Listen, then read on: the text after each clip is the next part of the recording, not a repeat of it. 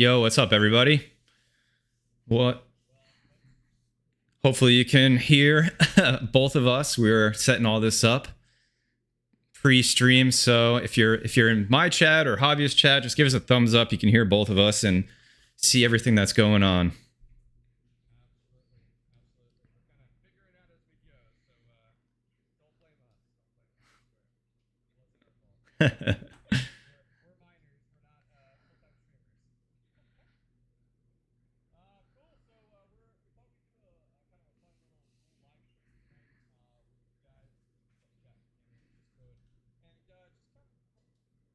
With what's going on in the community, what's been going on with us, and then also kind of a lot of stuff in the news that we can kind of chat with. So how does that sound?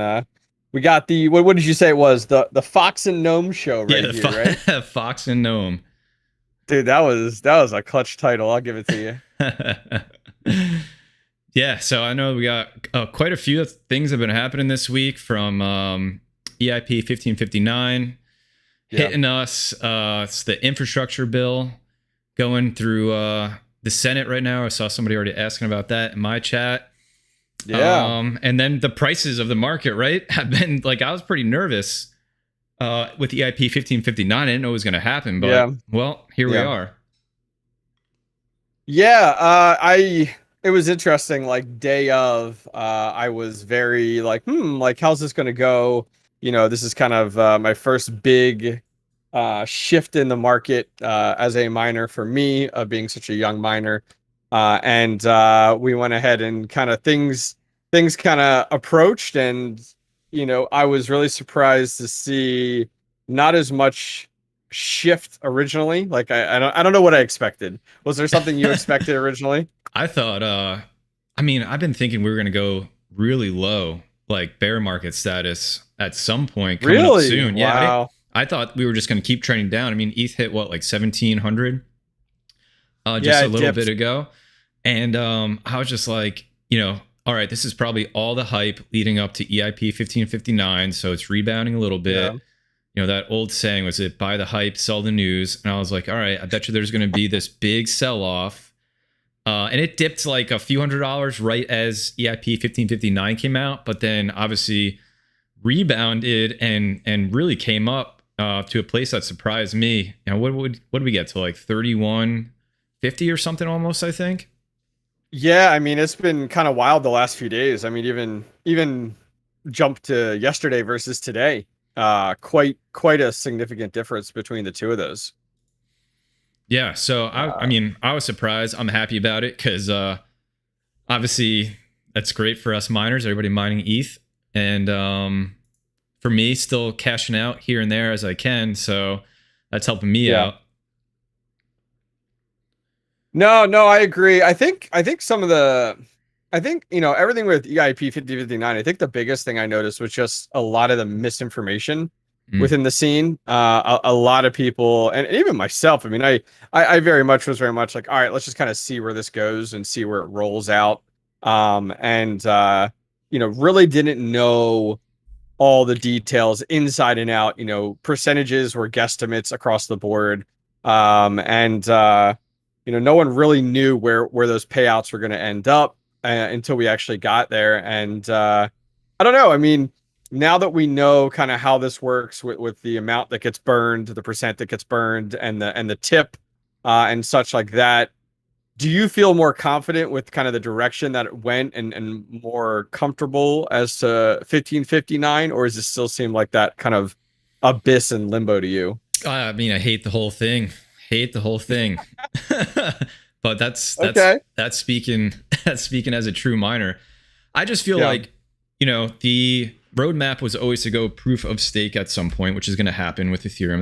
That was as a miner, you can't say, oh man, what are they doing? That was in the cards since the beginning, so that going on. But EIP 1559 was just something that was just like made and came out, and like I feel like that all happened so fast.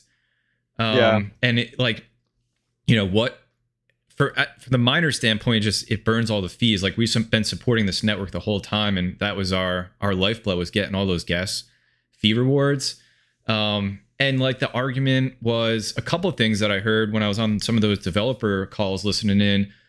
You know, one of them, it would make fees more predictable, which, you know, I haven't really looked too much into that at this point. And the second was, which I hated to hear, was the developer saying that it will increase the price of Ethereum because it will burn Ethereum, and, you know, not as much Ethereum will go out into the wild, so it should increase the price. They're looking at like a supply. Yeah, they're looking like a supply and demand metric, and so they're hoping that, okay, if we get rid of some of it, that means that there's less being created. I actually, I think I was listening to the stream that Chump Chains and TechShenji was doing last night, and who else was it? Max Voltage. Yeah, and they had reached out, one of the devs. And they had talked about the fact of like what happens with what is burned. Have you heard a lot about that or no? Say that again. What happens with what is burned? So what happens with the ETH that's burned? Nothing. That's it. It's gone forever. Well, so yeah, so like there's no wallet associated to the direction it goes. No, there's no like complete confirmation that like it gets destroyed. It just goes nowhere. So it's kind of in this limbo. Not that it's accruing anything, and so. I had read an article where someone was saying, well, if someone figures out some crazy way to hack that, it would be a mess. To force that, you know what I mean? Like to force that to go somewhere versus just out in the middle of nowhere, you know? Yeah, for sure. Hey, let me say hi to some people in this chat here. Go for it. Yeah. So you know what? I'll mute you for a minute. Let's just say hi to people and I'll do the same. How's that sound? All right, cool. Let's do it. Perfect. All right. So let's see who's in chat right now. I have been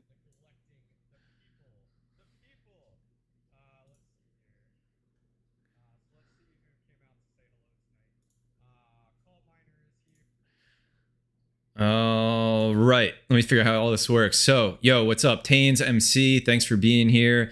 Danny, Adam, appreciate it. Ricardo, Abid, what's up? Thanks so much for being here. Maddox, Joey, Phil, thank you so much for being here. Dave, Better Off Deadmine, yo, what's up, man?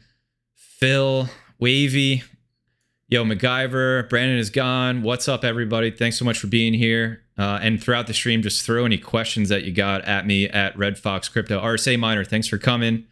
Joining after BBT stream. That was a good stream. All right, let me unmute Hobbyist and get him back in here. Thank you very much. Appreciate that. Tains MC, John, Jermaine is here. George. Hi, guys. How are you?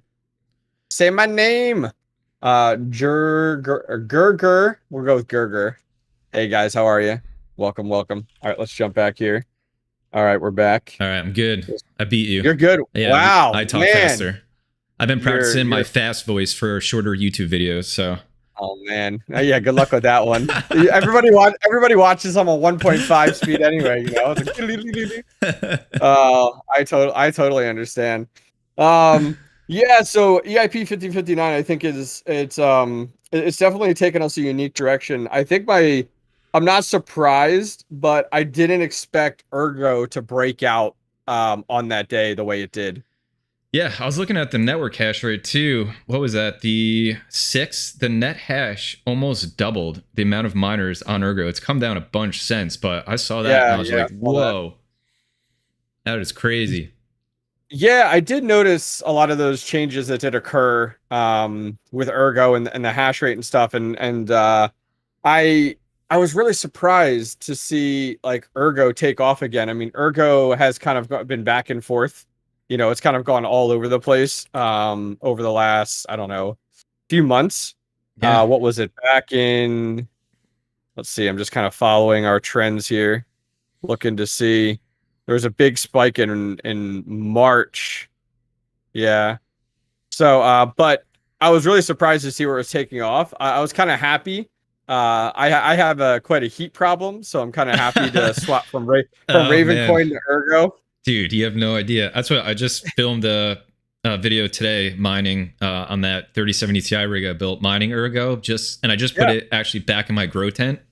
And it's just so nice and cool on those GPUs in there. I was like, man, I really want to mine Ravencoin, but I don't know how I'm going to manage all that heat that those things are going to generate, you know? Yeah. Yeah, I had 3 I had 12 470s on Ravencoin, and it was taking up 2,150 watts for that entire rig alone. Yeah. And I was like, one, from electricity perspective, I was like, nope. And then from the perspective of heat, it was just ridiculous. So I swapped that over to Ergo. Yeah. And I have that on Ergo right now. And it's really funny. So, like, all my GPUs that I have gotten a little behind on, maintenance on replacing the thermal paste are really coming to light right now. Really coming to light right now. A little toasty for my own good. Dude, the 3070 Ti rig mining at the wall, mining Raven was 1500 watts. Mining Ergo is 900 watts. It is such insane. A difference. I'm thinking no matter if the project's good or not, I think miners will like it just for the fact that the algorithm is so GPU friendly and reduces all your wattage and your heat and all of that. Yeah. Yeah, I feel like Ravencoin would break out even more than I think it already has. I mean, the nice thing about Ravencoin is there's so many projects behind it. It gives you a little more confidence with it, and I've been happy. I've been mining Ravencoin since I started back in February. Now I only have one card mining Ravencoin right now. It's a 3060 because it's just terrible on ETH, but because I think you and I talked about this when we did Meet the Miner. Like, I love to diversify. Like, I'm mining 4 different coins right now: Ethereum, Ravencoin, ETC, and Ergo. And I always like to kind of have my hands in a few different cookie jars. But I would be mining more Ravencoin right now if it wasn't for the heat factor. And I would just love for them to kind of revise that, because it's just, and I don't know from the technical perspective as to why it uses so much, but it's ridiculous. Yeah, I think it's because the Kapow algorithm is based on ProgPow, and ProgPow, I think I talked about this in my last live stream, was meant to level the playing field between ASICs and GPUs and not make the ASICs so much more efficient, and that Ethereum was gonna use it, but they decided not to. And so I just think, because it tests every part of the GPU, it causes it to use so much power, and there's just that, and that's just what it is. But I like most people just really haven't been mining it, and it wasn't until, I don't know, this last maybe month and a half, I'm looking at the network hash rate right now, that people really started talking about it, and again, and spiking up right now with EIP-1559. Around the same day, people moved over to mine Ravencoin. And I just know, I hear from a lot of people on Discord and stuff that they've moved rigs over there. But I don't know. I don't know, like, when you have those two algorithms, those two coins as like, the top two going back and forth right now that are not ETH. I'm really curious if there's only like $1, couple cent difference between profitability on them. I mean, why would you mine Ravencoin and not, why would you mine Ravencoin? Just mine Ergo, taking out any like belief in the project long term. If you're just looking for USD profitability or exchanging for Bitcoin, take the thing that's going to, give you a more comfortable space to mine in. Yeah, that definitely comes back to like, what type of miner are you? And I love, like, that's the one thing with like the Meet the Miner series that I do. It's so fun to like connect with a lot of different miners out there to find out like their strategy. Like, you and I talked about yours and how you're cashing out some to take care of expenses and overhead. I chat with Seb Heslow, and like, he does a lot. He cashes out a ton and just reinvests it into GPUs. So he's just taking it from crypto and putting it into physical, tangible investment, which is from the GPU side. And no, I think it makes sense. I think if you're looking at Ergo and Ravencoin side by side, I think you hit the nail on the head when it comes down to, okay, well, Ergo is going to cost me less to mine. It's worth more right now, significantly more than Ravencoin. I think a lot of people are in my boat where I sit and have sat, where it's like, okay, I'll mine it now and hope that it pops later.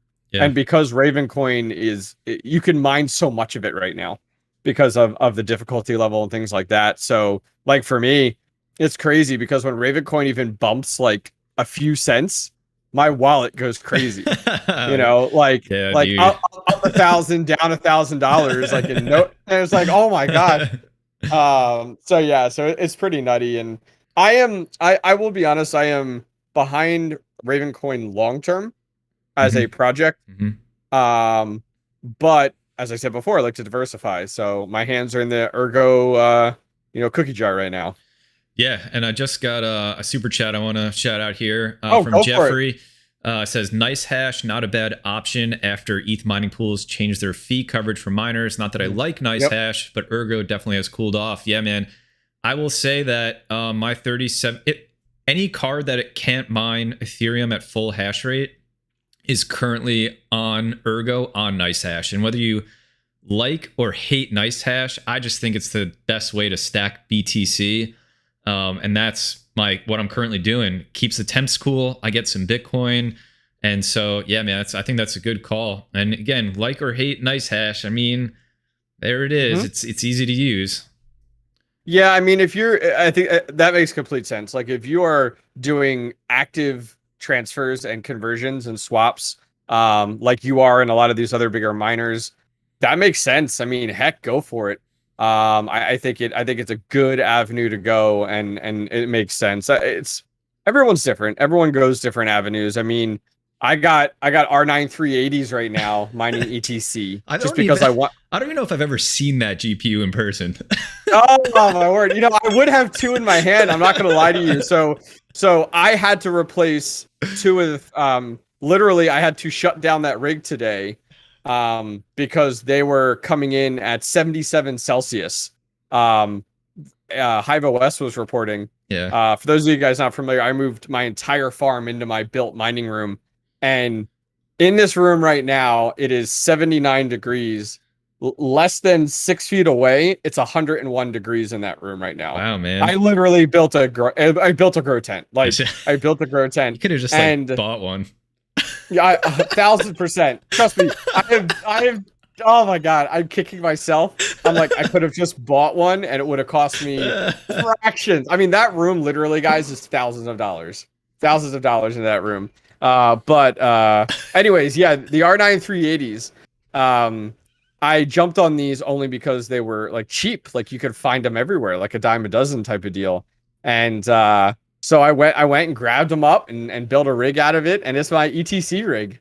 It just mines Ethereum Classic, and I got like 120 mega hash on it, and it just sits around and just they're cheap GPUs, so Mhm. your return on investment is pretty quick, and I just let that kind of stack up. Got a question here in the chat, and I also want to ask you a question based off of it. But Crypto Carpet, sick name by the way, is Yeah, that's pretty cool. just asked, is Ravencoin more profitable than ETH? And it's not right now, but Mhm. it also depends on the type of card you have. And I know Hobbyist, you said you mined a lot of Raven when you Yeah. first got into this, right? Because you had a lot of 4 gig cards, if I remember, and that was really the Yeah. only thing that made sense to mine. Is that right? Yeah, so I started out in February as a miner content creator, and I jumped on board, and my first rig was a 12 GPU RX 470 rig, and man, that thing was eating Raven for breakfast, and I was just mining Raven like crazy. And so I feel like if you're a hodler, and maybe a defined hodler for some people. So a hodler is pretty much what I am. I freely tell people, I'm like, I have not cashed out one thing that I've mined since I started mining. Not one. Everything is in my wallets. And so a hodler is someone just like that mines it, doesn't need to cash it out for expenses, doesn't need to cash it out for GPU purchases. And I go ahead and just hold it in hopes that that investment bubbles in the future. So it's very similar to like a stock that you go and buy. I'm going to go buy this stock now, and X amount of years later, all of a sudden, oh, it blows up. And oh my gosh, I have so much money. I mean, that's my perspective. Mine all that Raven coin, sit on that, and it's not really worth a lot right now. I mean, right now it's going for 8 cents, but it's like, man, that hits $1. Kind of the Dogecoin mentality. Yeah, It yeah. hits $1, and dang, we've gone the distance. Yo, MC, thanks for the super chat, man. Appreciate you. And Status Flow, what's up, dude? Good to see you.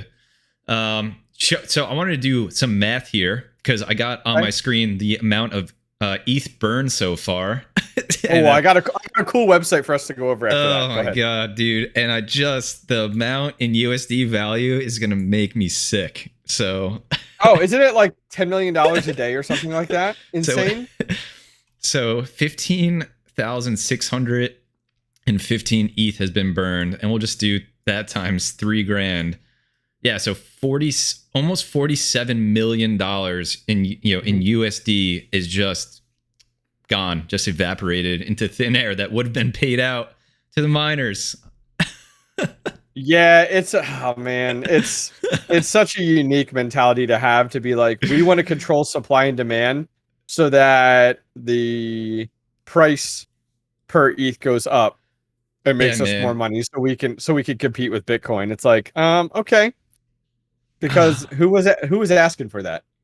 Like, yeah, I know. Who was asking for it? No one. And that's what drives me nuts too, because like the developers, obviously they're big holders of ETH, and that was like when they heard them say that one of the outcomes to EIP-1559 was that the price would go up, I was like, that doesn't feel morally good. And this is crazy too. The largest burn, so I guess this is the largest block that had burn, was 20.59 ETH in one block. Wow. It was just sent away. It's crazy. Totally crazy. Oh man. Yo, what's up, Ernest and some goblin loser? Thanks for being here. Appreciate it. Hanging with the hobbyists, doing our first joint live stream and hopefully if it goes well, maybe we'll do some more. Yeah, Gnome and Fox up in here. What else you want to talk about? Yeah. So that's a good question. Alex in chat, and I like these questions because these are super repeat questions, and I guarantee you get these all the time. Mm-hmm. Can I build a mining rig with $1,100 US? So I'm gonna let you start that one off. You can. I mean, what would all right? So let's just say, what could you get right now? So you could get probably 13070 Ti for that. Well, I guess my first question for him would be like, what type of miner are you hoping to be? Like, can you afford to invest 1,100 and then never see it again? Like, you know what I mean? Or can you invest 1,100 and you're expecting to get X amount per month that you need to cash it out to, kind of come back from it? So I think that's the big question. So let's say we go the route of, there's two different routes we could go. We could go your avenue, or we could go my avenue. So why don't you speak towards it first as to how you would do 1,100, and then I'll speak towards it, because I think they're totally different based off of your situation. Absolutely, yeah. And I just got Crypto Carpet made me laugh. He goes, "Can I build a mining rig with $1,101?" Oh, dude, the one up over here. Yeah, I know, it's right? Funny, right? So my mind immediately goes to what GPUs could you get? And like, what assortment of GPUs could you get, knowing you have to get a motherboard and power supply and all that? And like, I instantly go to like, you could get like one 3070 Ti, or you could do maybe two 3060s and motherboard and power supply and all that. Like, it's just, with the way GPU pricing is right now, it's not favorable to building rigs. Even I just got a couple 1660 supers and they were like $300. So even then, you can get 3 of those and then, get some real cheap motherboards and processors and stuff. But that's it. As far as like hardware you can put together, there's not a lot you can do with that amount of money. What's your mindset on that? I know you think a little bit differently.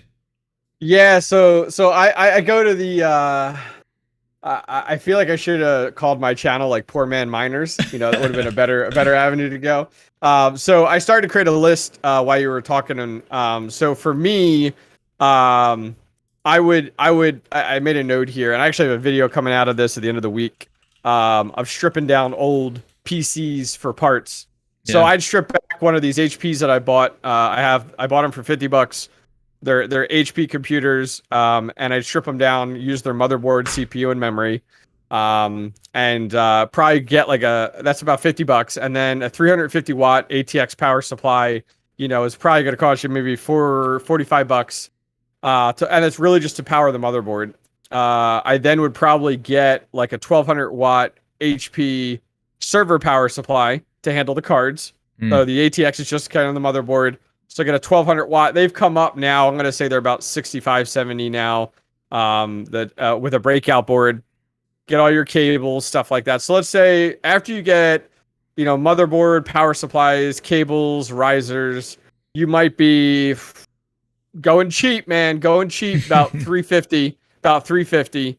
And then it really comes down to your hunt for cards. Yeah. So in that regard, I'm a 4 gig guy. Like I've always been, and I think that's what's really set my channel apart from other channels. Everyone else is out there like, check out my 3080, check out my 3070, and I'm like, hey, check out my R9, check out my R9 380.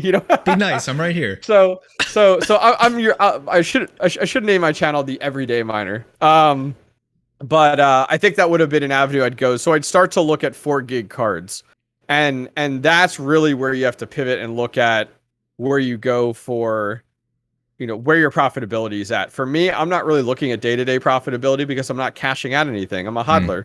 I feel like I need a hodler for life t-shirt. But outside of that, that's probably the avenue I'd go. So I'd explore a lot of different 4 gig cards and go from there. But that's not everybody's avenue. So I actually created a video on this, and myself and Red Fox will continually reference videos we've done, guys, with a lot of questions that come up. So I have a video talking about this whole discussion of, what GPU to get started with, because that it all really, and I just go into detail discussing profitability and what your situation is and stuff like that. Everybody's different. So hopefully that answers your question there on the $1,100. It was a good question though. Yeah, I think there's a something to be said too for if you're just getting started. There's always this like, is this going to be for me type of thing? Oh yeah. Yep. So getting something relatively inexpensive used. I know prices are wild right now, but getting something relatively inexpensive used, just to tinker with and get to know, and then if the mining bug bites you, then roll from there and invest more. But yeah, that's the way I would look at it too. I mean, I started with just my GPU and my gaming PC. I'm sure like almost everybody watching both of our streams right now. Yeah, I mean, I did not start with mine because I didn't want to mess with it. So that was mine right now is the same one because I only started more recently versus yours. Yours was what, a 1070 you started with? 1080 I had, and then a 1070 Ti was the first GPU I bought specifically for mining. Okay, mine was it's really funny. Mine was a 970 MSI 970. Nice. Back in February, I had that card for 4 weeks and resold it for about $100 more than I bought it for. I tacked that up to a win. You want to roll? I'm gonna roll some questions. We could do one by one if you got any there. All right, let me get started here. Go for it.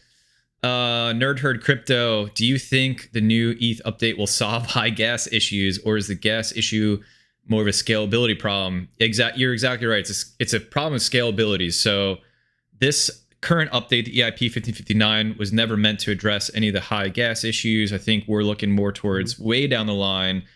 When ETH 2 comes, that's when a lot of those things will start taking place. So yeah, man, good question. Thanks for asking. Hobbyist, you got one? Yeah, let me scroll up here 1 second. I was not prepared. I'm sorry. Sorry, teacher. I wasn't prepared. I don't want to ignore the chat. I hate when I go in live streams and they don't even acknowledge it. I was just like, man, that's part of the fun. So that's definitely the hard part about like the dual stream, like we're doing right here, because like traditionally you're like reading it like line for line, saying hi, stuff like that. But you don't want to be that guy that's like, kind of chatting, reading your chat, and there's another streamer just kind of sitting there. All right, so this is an interesting question, but I think this is one that miners get a lot, and I don't know that we'll give exact numbers. This is how much money do you have into your farm? So I'm completely transparent on that. I don't mind at all. So my farm itself, I could ballpark it. I would say, because a lot of mine are 4 gig cards, I'd say they're 4 gig, but I got all of a sudden in the last 2 months pivoted to all these like 1660s and 1080s and 2060s and kind of up there 1070 Ti's.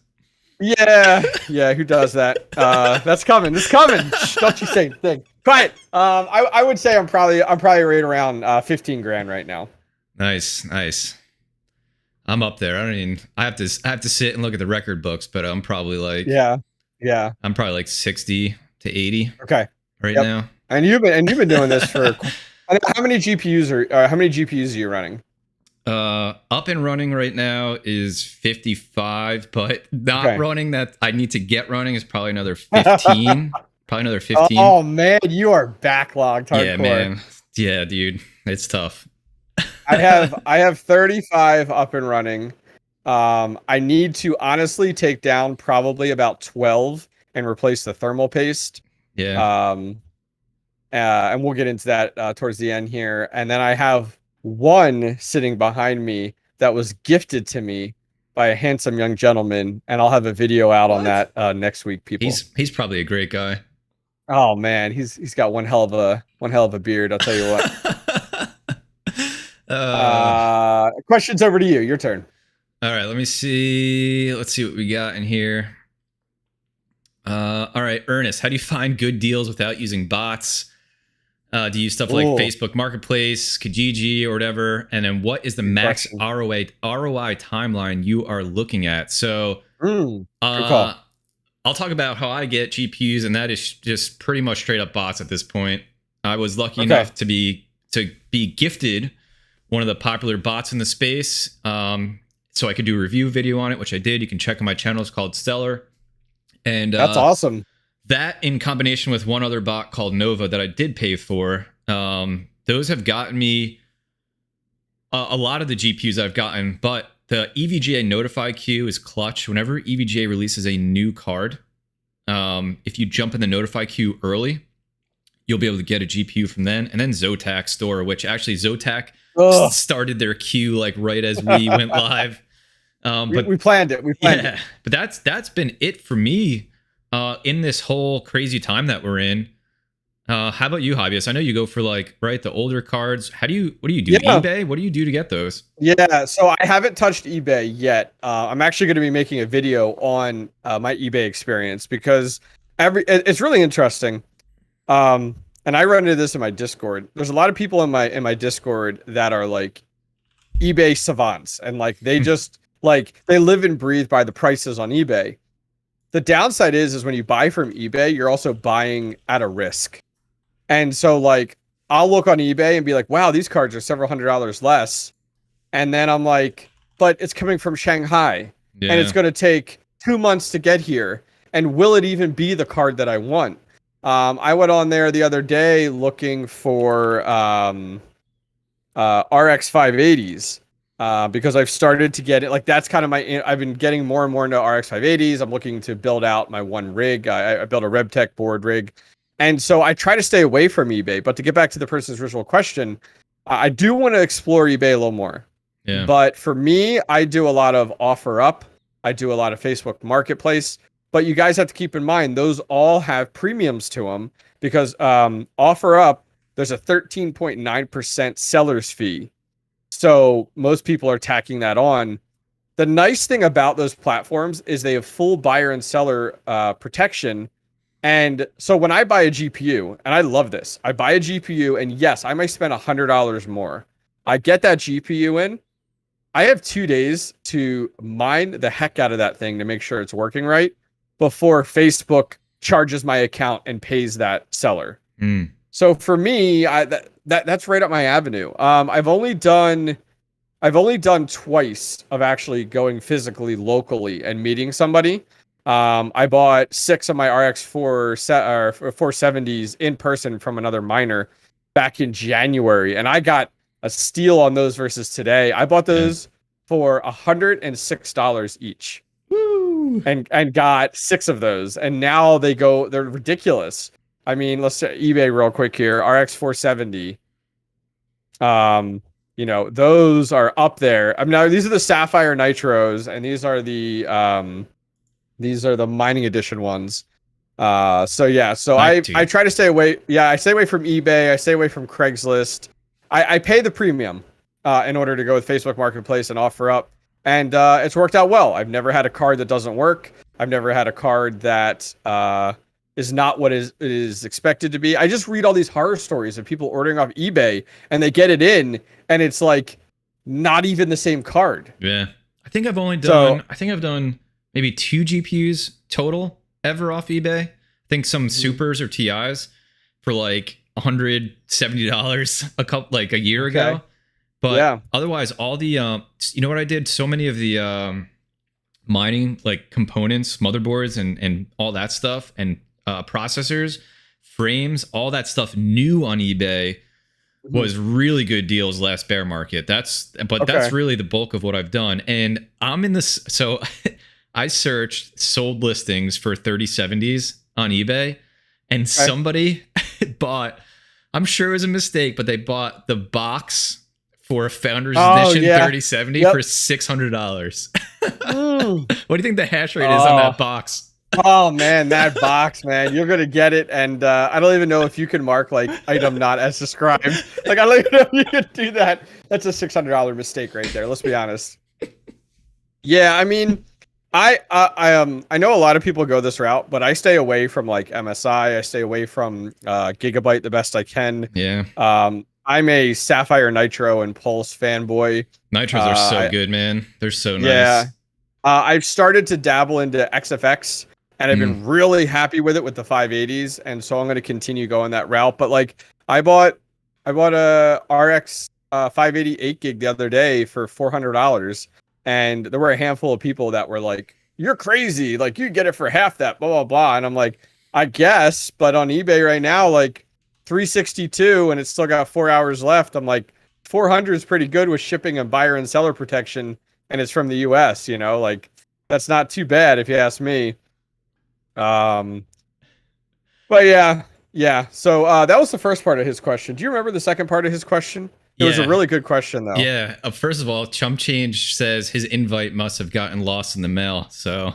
I will tell. Yeah, Chump Change. Listen, this is the Fox and Gnome show. Yeah. This isn't the Fox Gnome and cat. CCX the cat show. Yeah, the cat show. All right. So that's coming down the line. Oh man, that's funny. All love. The other part of his question was, what scale do you look at for ROI? So I took that as you're about to invest, into a GPU. What are you okay with looking at ROI scale wise? So why don't you want to take that first, and then I'll think about my answer. Yeah, so ROI for me is interesting, as we talked about before, because of the fact that I'm not buying and selling within a few months or of any of the crypto that I mine with it. For me, I'll be honest with you, I'm not really looking at ROI. I mean, more and more I've been looking at it when I've gotten into cards coming in and I've started doing videos on it. Like I just did a video on the 1660 Ti's that I got in, and I'm starting to kind of put hardware costs into it and talk about those and the kind of break even. I just got in a 590 that I'm going to be doing a video on, sick. And I'm kind of looking. Yeah, it's a 590 Fat Boy, and I just wanted one. Like, I'll be honest with you, just wanted one. I know the 580 hashes at about the same amount, and but that being said, I kind of keep it to under a year, and that's kind of where I'm at. It's like, as long as it's under a year, we're good. And anything that's over a year, and it's not a right fit for what I'm doing. What about you? Yeah, I think I'm probably in the same spot. And yeah, I think years is pretty much where I'm at. Because the other thing I think about, and I preach this all the time, probably sound like a broken record at this point, but you have an asset, right? You have this GPU that holds value. So if, say you buy $1,000 3080, you're thinking about your break even being, I need to get to $1,000 in some kind of fiat currency or cryptocurrency to know that I broke even on that graphics card. But the thing you got to also take into account is that GPU has resale value. So say a year from now, you could sell that 3080 for $500. That really only means that your break-even point just got a lot, smaller, because you got to take into account the resale value of the GPU. And they hold it. I mean, besides the point now where like just the resale values are insane, like even during times not like this, an NVIDIA GPU will still hold years from now, like half, maybe a third of its resale value down the line. So I think that really softens the blow when people see a year or multi-year break even. Is you just got to remember you have a thing in your hand that you can sell. But when I go on What to Mine, if I'm like, just, am I going to, spend some money on these cards, or my bot bought them and they're on their way, and do I want to keep them? I just look at like, okay, what's my break even? Where does that put me, considering, the merge on Ethereum probably come in Q1 of next year? And where does that put me if I take into account the resale value of this card? Because I just don't want that that overhead, past the merge or any bear market time. So I think a year is my target. And if I see something in like 200 days, for me, that's like, hey, this is fantastic. Because when I was buying cards a year or 2 years ago, I was looking at 3 years. No joke. I think it was my 5700s. I was like, okay, 3 years and I'll break even on this. So like anything I see a year and under, I'm like, here's my credit card. Let's do this. I'm ready to roll. So I got a good one in chat. I'm eager to hear from your perspective, and then I'll give mine. How do we maintain our GPU farm? If you guys saw my 1070 Ti, you would be like, Mike doesn't maintain his farm. I posted that riser picture on my YouTube. That was a terrible riser. That was terrible, man. But so I let the temperatures, mostly I let the temperatures guide where I need to spend my time. And for example, like those cards were getting pretty toasty, and fans were broken on them. So I knew I needed to take action pretty quick. What I otherwise would do is probably 6 months or so, I'll take everything and I'll just, dust it out with canned air, outside. And that's pretty much it. And then if temperatures, and for me, like those 1070 Ti's were my oldest cards. Yeah. And so, I mean, you're talking, it wasn't until 3 years that I was like, those temperatures seem pretty hot. Like, let me replace thermal pads and thermal paste in them. So, these things they're workhorses. They're meant to run. If you keep them in a clean environment, dust them off every now and then, like that's all I've ever done. And I've never had a problem. Yeah. So for me, it's interesting. I preach one thing and then I seem to follow another. Someone called me out on it today and I really appreciate it. So because I buy all the cards I've ever bought in are secondhand, except for two 3060s that I got from Newegg Shuffle. So I won two 3060s from Newegg Shuffle. Those are my only new cards. All my other cards are secondhand. So I preach the fact of when you get a secondhand card in, blowing it out, cleaning it out, fixing any fins in it, and then applying new thermal paste or thermal pads to it. And I've just gotten, and you know exactly how this is. Yep. You've just gotten so busy where like you get a card in and you slap it in mining, or you want to get a video out on it. And so that really came to light and really came back to like kick me in the face. Last night, I went ahead and for those of you guys not familiar, I've been renovating my basement for the last several months and building a mining room that has been a huge struggle and a huge learning curve. And I moved everything in there, and then, but I can't put a drop ceiling in yet, so I had to seal it. So I sealed it with plastic, like giant sheets of plastic that you can buy all around the top, and then I sealed the doorway. And it's sealed. Like that room is sealed. As I said, I'm sitting here at 79. In the room next to me, it's 101, 6 feet away. Man. The cards that did not get their thermal paste replaced when they first arrived are now all in the 70, like 70C and higher. And I'm like, well, yep, that's one, and that's one, and that's one. So today I ended up having to do two. So my mentality is once a year, make sure you pull your cards, you clean them up, you take them apart, new thermal paste, new thermal pads if needed.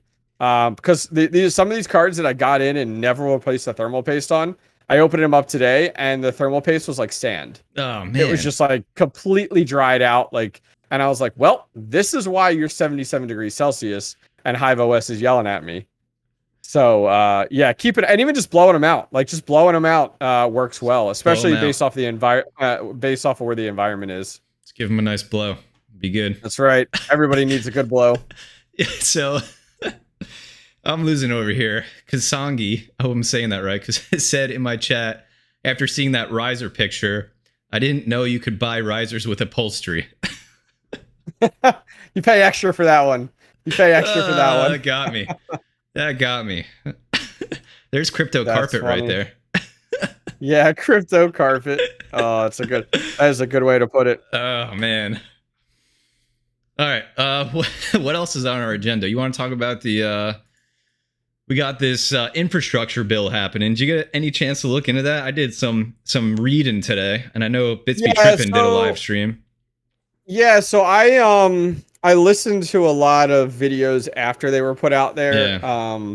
And things have really shifted a lot over the last few days. Like they were one thing, now another, an amendment, stuff like that. So why don't you give us the high level and then we can just kind of talk about it.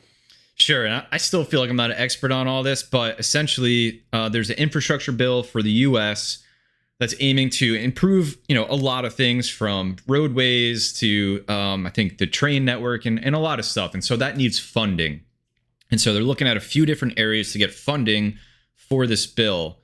And one of them is to make sure people are paying their cryptocurrency taxes, which if you're in the United States, you have to pay taxes on cryptocurrency. That means if you're a miner or a trader, all of that, you got to pay taxes on it. So there's been two amendments proposed for this bill because in the bill itself, it just says brokers of cryptocurrency. And essentially, what a weird terminology. Right. And the way it works right now, right, you're kind of like, you have to report your taxes. You have to do it for mining. And the way that this is looking to shift is to give the government some insight. So like, say, a mining pool, like Ethermine, would have to have transparency amongst who's mining on there so that it's ensured that miners are paying their taxes. Or Coinbase would have to report for everybody, because I think right now it's only above a certain volume that you get the tax documents for. Or Coinbase would have to report everybody. Or if you're staking somewhere, it would have to report everybody so the government can make sure that you are paying your taxes. And obviously there's a whole privacy thing and whole another layer to that. So what the issue was that caused some amendments is how do you define broker? Broker is such a broad term. Oh, it's a terrible word. Yeah. So you go from hardware wallet providers, so they need to report to the government, to mining pools, to the exchanges, et cetera, developers, so they need to report. And so the amendments are looking to define that in different ways. And the one amendment, if I remember correctly, specifically says not miners. But the problem still then is the latest amendment. Yep. Yeah, the problem still then, okay, how about everybody else? What if you're, staking Ethereum when ETH2 comes out? And so these amendments are trying to define broker and what it might mean. And so what's been fascinating, and honestly, as crappy as this whole thing is, what's been fascinating is this whole infrastructure bill has come to a stop in the Senate because they can't agree on the cryptocurrency part of it. So on one side of things, like, we are at the point where the Senate is been for days and days and days stopped because of cryptocurrency, because, they don't understand it and all that stuff. But I just think that's like an amazing thing if you really zoom out and think about how far we've come, that the US government is at a halt specifically because of how cryptocurrency is involved in this infrastructure bill. So I think, I don't know where this is going to go. I pay my taxes, but as far as like, if you tell Ethermine they got to report and KYC all their customers, guess what? Like, they're just going to not let US miners mine on there. And it's going to really 100%. And like the whole development of cryptocurrency in the US and everything that happens here is just going to move somewhere else. And that's going to be really bad for the United States in terms of innovation in this space, in my opinion. What are your thoughts, Hobbyist? Yeah, so that's definitely a unique one. So there's a few things that really stick out to me. And one of the first ones is, this really should be separated from the infrastructure bill. Let's be honest with you. Like, this is totally different. And we all know, I shouldn't say we all know, but there's a lot of politics behind why it's in there, because they need somebody to tax to pay for this bill. That's why it's part of this bill. And that's why it's in there. So that just really bothers me. Like, I hate when things get held up. We've seen this with COVID in the US. We've seen this with stimulus in the US, where it is held up because something in there is unrelated to the actual reason. And this is typical US politics. We try to take a bill and slam 1,000 things in it that are completely unrelated to it and get away with it. And that's sort of the unfortunate thing about the US with our politics system. That being said, looking at kind of and I lost my train of thought there for a second, but with this bill, it should be separate, as I said, and there needs to be some intelligence behind it. And there's all these people making these decisions or throwing these terminologies around that have no clue even what cryptocurrency is. Like, they can't define it. And I'm not saying you and I are those people at all in any way, shape, or form. Imagine, but get us in there. The challenge is like, you have these people using this terminology like brokers, and it's like, wait, what? Like, who did you grab off of the New York Stock Exchange floor and ask for your help on this and throw that verbiage in there? Because no. And so the latest and greatest that I have seen and heard is a lot of people pushing is this broker fee terminology, as you said, and then with e-staking. And it's like, okay, wait, are you literally just like looking at like news highlight reels in the crypto market and looking for things like what's the biggest trending? What's trending? Okay, we're gonna throw that in there, and it's like it's an absolute nightmare. And it's like, in all honesty, you know, it came out of nowhere. Like, this literally came out of left field in the last 2 weeks. Yeah, they like I think what they do, they snuck in this part to the bill. Yes. Like last minute as a way of funding for the infrastructure bill. So that's like, everybody went nuts. And there was I'm sure you've seen this too, probably all over Twitter, but there's still this website, I'll throw it in the chat, where you can see if you're in the US who you can contact. Yeah, who you can tweet to your local senators or give a call. So if you guys want to check this out, do your part, or just get educated if you're in the United States. And obviously, guys, like, stuff that happens in the US, I don't want to sound like the wrong way about this, but it affects everything. So, it's going to be really interesting, because if this passes down to a miner level, you're just going to see a massive sell-off on things, or you're going to see a massive direction of miners just not reporting anything. Like, it's going to go back to the mentality of what this is truly supposed to be, which is a decentralized network. And so at the end of the day, it may just return back to that. It may return back to mining 5 years ago, at least in the US, which is unfortunate because it's made such great strides. But it's like, as soon as you're like, oh, wait, I need to tax everything under the sun, or, you know, all of a sudden it's going to be a mess. So it's definitely something to follow. Yeah. And the other thing, kind of wrapping up this convo, the last thing I was thinking about on it was, China banned mining, and a lot of those miners were landing here in the US. There's my gosh. And Canada as well, but there's cheap power to be found in the Pacific Northwest. I know Texas, some miners were landing on, and I think somewhere on the East Coast, maybe the Virginias or something like that. And you got all these ASICs now coming in from China. They're going to other countries too, but then like, they're just going to move right away to somewhere else if this goes through. And I think there's a timeline. It has to go through the Senate, has to go through the House, and then there's still a timeline of, I think, a couple years where it would actually go, in play. But I don't know. I'm gonna stay close to it. I honestly saw the buzz around it, but didn't really all right, let me sit down and read what's going on until earlier today. But yeah, it would have a huge impact for miners in the US and all around the world for sure. Yeah, it's no one's looking forward to it. Yeah. It's not going to end up. Either way, it's not going to end up in a good place. Like, let's be honest with you. Like, it's not going to end up where we want it to. And I think the other thing is, I circle back to it, is, why is it needed? Like, why is this needed? I guess they're just really looking for another, like, a way to fund this bill. And they're like, a lot of people aren't paying their crypto taxes. How can we make sure they are, Yeah. And that is the biggest challenge for me. It's like, wait, we are literally, like, cryptocurrency has literally just come mainstream in the last 24 months. And the US government is, of course, trying to find a way to tax it, before anyone even understands it. And it's not supposed to be cryptocurrency is not supposed to be under anyone's policy or governance or direction. That's the whole point of cryptocurrency in a decentralized network. And the US trying to force it in a way where it's like, okay, we want to be able to define all of these things into these buckets, and we're looking to tax all of these in these ways, which, as you and I are talking about now, make no sense. Yeah. It's a real shame. It really is.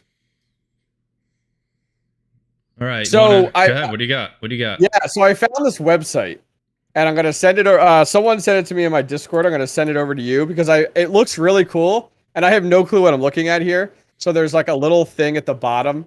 Let me know when you have this website up. Yeah, hold on. Let me what is this? You sending me a virus? What are you sending me? 100%. All right, cool. Let's see. So this looks like something out of like South Park. It reminds me of. I copy and pasted wrong. Okay, can't help you there. It's my first time using the internet. Yeah, you're good. All right, so this was a site that was linked in my chat. Okay. To talk about the blockchain live transaction. It's a live transaction visualizer. And so there's a little thing at the bottom. First time here, show me around.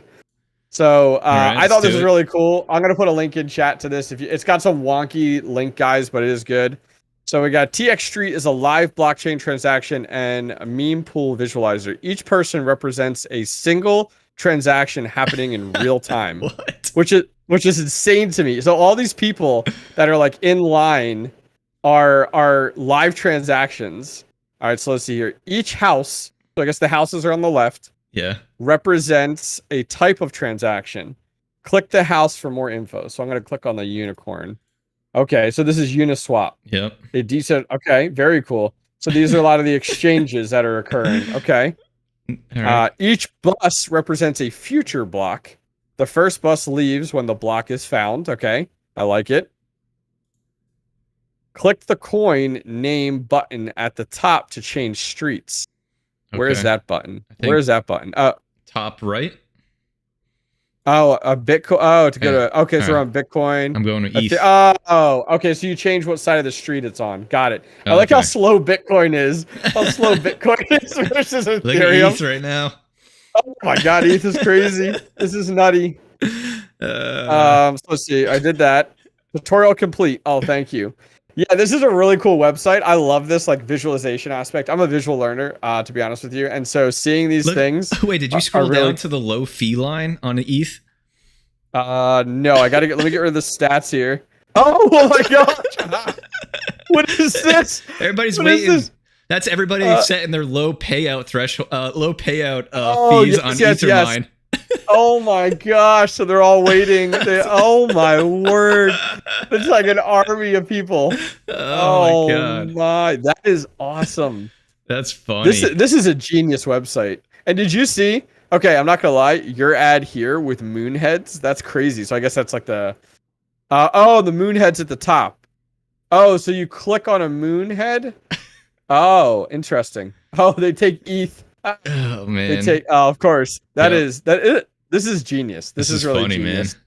Yeah, this is really cool. So Samir in my chat just says one of those low fee lines is him sitting at 10 Gwei down there. I was dude, nice. Dude, I don't even know where. I can't even scroll. It doesn't even scroll that far. It just keeps going. There's all the people ahead of you, man. Oh my word. This is cool. This is really cool. Hey, I have a question for you. Since this is actually, I was just thinking about it, and I know a lot of people have been talking about the pools changing their payout structures. So we should talk about that. So what pool are you mining ETH on right now? Are you on Hivon? You on something else? Yeah, so I'm on Hivon.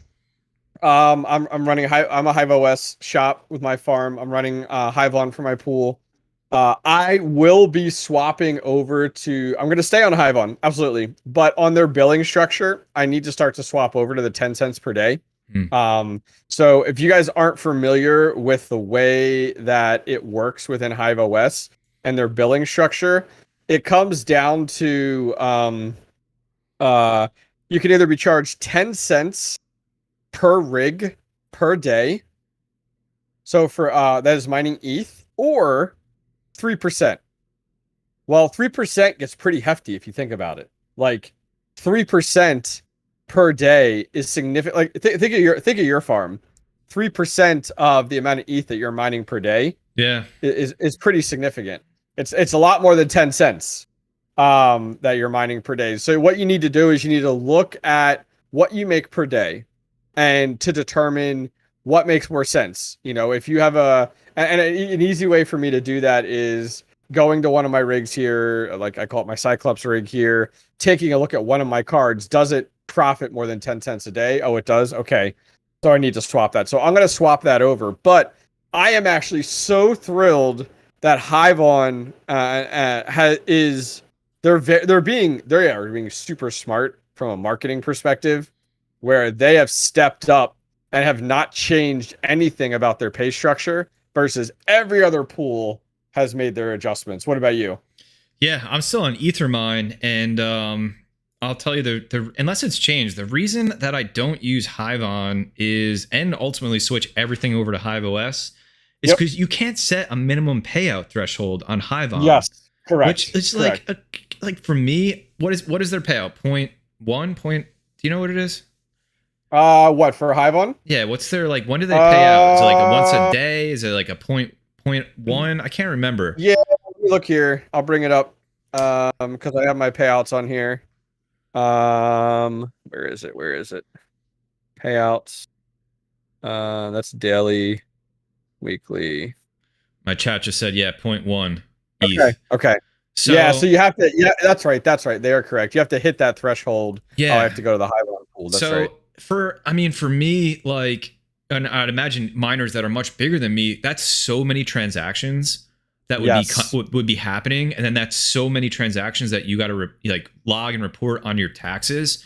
So for me, and this is one of the things I learned early on in mining when I had to hit that first tax year, is I need my payout thresholds to be higher. So I aim for like, it was once a week, but it's probably more like 2 a week right now.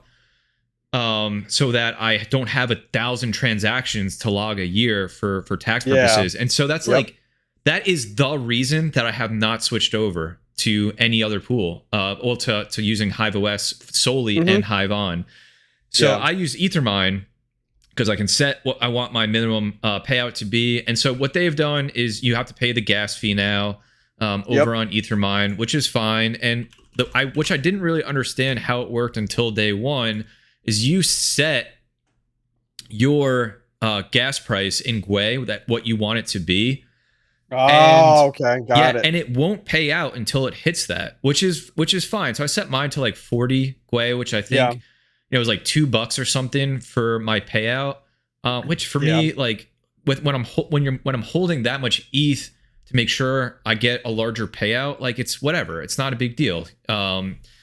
It's like, but so I didn't really understand how it was going to work. So you just set what you want it to be, and it'll tell you when you have a pending payout and what the current network fees are compared to what you have set. So you could adjust it at any point and get paid out, or you can let it sit there until the network fees come down, just like all these people waiting in the low fee line. They're all waiting for the gas price to come down so that they get their transaction to go through. And you essentially just do the same on Ethermine and I think a few of the other pools. So for me, I'm like, whatever, that's fine. I'm cool with that. That works for me. I still get to set my payout threshold, which is something, like I said, it's just like a deal breaker for me. But I know that's been like a ton of people been like, oh my God, I'm going to switch pools because of this. And like, I mean, listen, like I pay fees when I sell cryptocurrency. I pay fees if I trade cryptocurrency. Like it's been great to not have to pay a fee and to get a payout from a mining pool, but it's not something that's like foreign to the space, in my opinion. Yo, what's up, Mining Office? Thanks for being here, dude.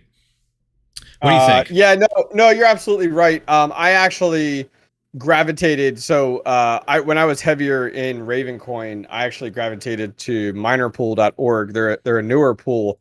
But that was one thing that I really gravitated towards, which was the payout and being able to adjust that, just like you had said. Having that flexibility is huge. So there's a lot of pros and cons out there with the different pools, as you were talking about with ETH and kind of what direction you go. And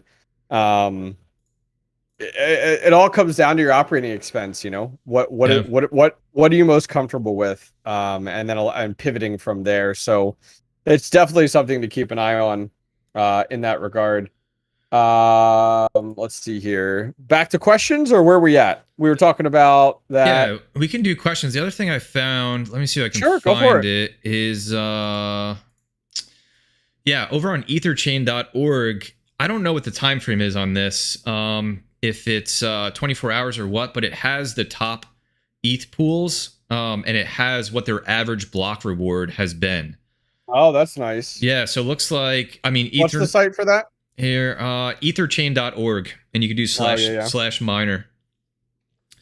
And so I was just like, getting curious because everybody's talking about pools right now, and I think all this stuff, like, it's going to settle out as time goes on. But yes, you look at Ethermine's average reward is 2.18 ETH, and then Hivon is 2.16. So then you could argue like paying the gas price to get your transaction out is probably 0.02 or less than 0.02 ETH. But it's just interesting to see what pools are maybe getting bigger blocks over time. 2 miners, 2.24 ETH, above both Ethermine and Hivon. So I thought this was just cool stats to look at, especially as we're like really tracking rewards right now post EIP 1559. Yep, 100%. Yeah, I'm going to be honest with you. I'm coming in about a few times a week now and just kind of throwing my rigs out there on what to mine and seeing where we end up. What is it showing me, and am I in the right spot?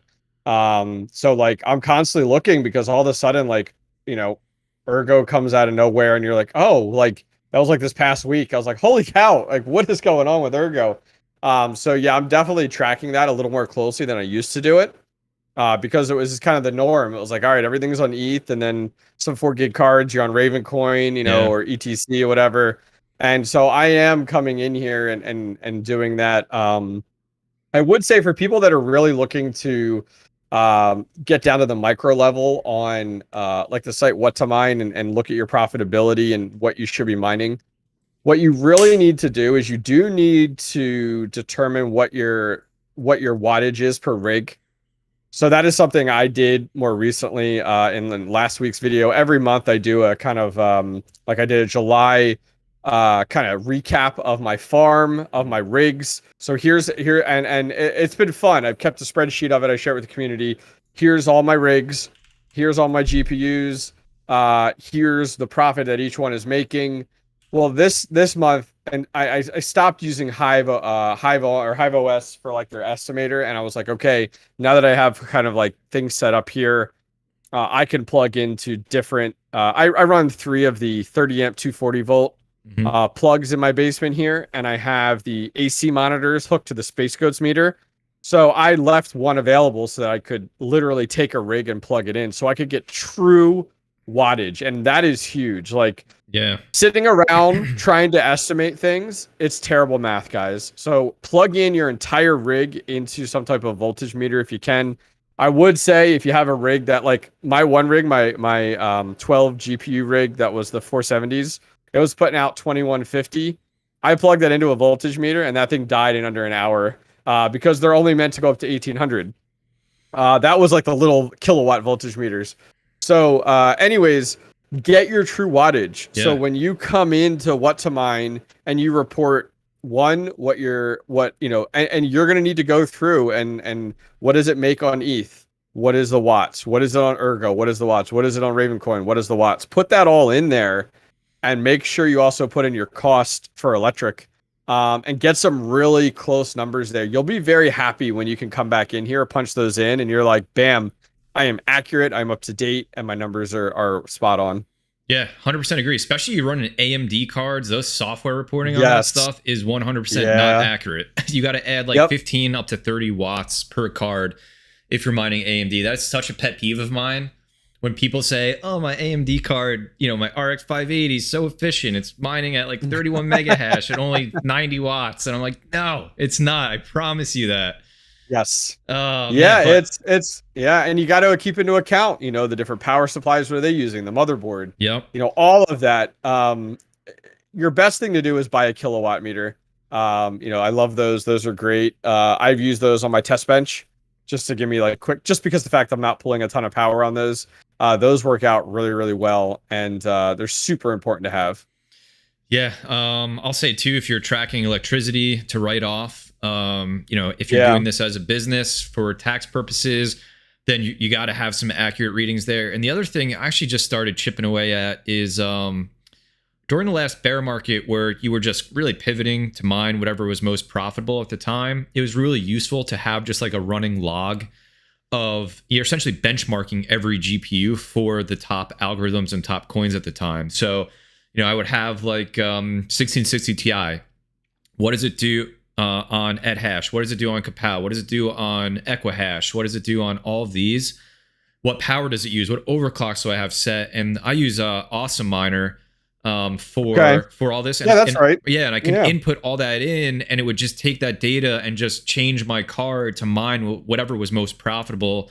At very that nice time. So I've been going back through in Awesome Miner, I stood up my 3070 Ti rig today on Ergo. I'm like, all right, let me save this benchmark so I have it, so I can remember what it does, so I can get it out to the community. And then so if I need it later, if things get really wild and I might need to switch around coins more often, I can do that profit switching with all of that information. Yeah, no, that's definitely smart. It's trackability is a huge one. And I think that's, as your farm grows, that's something that you keep in mind. You're like, all right, how do I make this scale easier? Which is, I think, really, really important. Which I really, really like. This one I think we get a lot of, but it's a good question for discussion, kind of like what we're doing right now. Do you see Ravencoin or Ergo being the next mining meta? What are your thoughts now that we're a few days into, ETH-1559? Where do you think that we go from here? One thing I'll say is, and I've been not so into the weeds of it, but Ravencoin just had such a really nice grassroots community. Yeah, I'm sure it still does, but even when that project started, and so anytime you have something like that, I think there's a voice that comes out of the wilderness and people flock to it. Oh man, no pun intended. Flock to it. But I think there's a lot to be said. And anytime you see a coin go to ASICs that was GPU mined, the coin is never talked about anymore. And that's happened with so many projects over the years. And so there's something to be said when you get just this community of miners. And there's one thing I'll say about miners is they love Ravencoin. I mean, I have a Ravencoin t-shirt. I love it. I love how it launched. I love that it changed algorithms to kick off FPGAs and ASICs to stay true for GPU miners. Like, there's that whole mentality of it that will just draw people to it. And then you got to figure out, is this project good, right? For the long term. Yeah, great. Yeah, absolutely. So I see all of that with Raven. I saw it over the years. Ergo, to me, is such a new project still, even though I know it's been around a little bit, that I haven't come across that grassroots community, those people going out promoting the project. For me, it's just been, profitability is good, I'll just go mine that. But I still haven't really explored it and seen does it have a Discord? Does it have a fan base around it? It just seems like this thing that popped up for me. Whereas Raven, I was around, the whole time, and there's such a strong community there the whole way. I mean, you even see it with the other crypto YouTubers. They were doing videos on Raven the whole time. I don't see many people doing those kind of videos on Ergo over the last, as much, I'll say. So I think... Ergo's pretty, because... I'm sorry, I interrupted you there. No, you're good. Finish up? No, you're good, man. Go ahead. Yeah, Ergo's unique because I feel like Ergo is this trend. It's the hot thing right now. And it's kind of come out of nowhere. Granted, I'm newer. That is something I push a lot with my community and on my channel. It's I am not the expert. I started mining in February, so I literally started watching YouTube videos on cryptocurrency in December. So I'm the noob, and I push people. I tell people that. But that being said, Ergo just seems like it came out of nowhere, whereas Ravencoin seems more well established. It has a foundation, a structure to it. I follow a lot of the developers on Ravencoin on Twitter, and there's just projects, it seems left and right, that are launching with Ravencoin. I will be honest with you, from a miner perspective, I'll be swapping to Raven coin in the wintertime when my mining room's sucking in that cold air.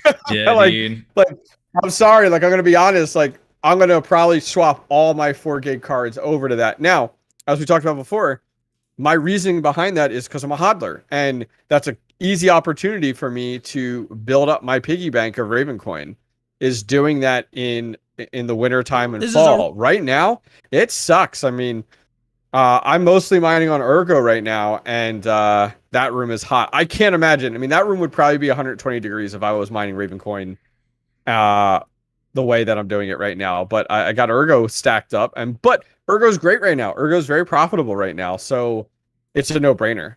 Yeah, dude. Yeah, I mean 100%. So I just think it seems like those two coins are the ones right now that are following. I do like other projects. I'm a huge fan of Flux. I like Firo as well.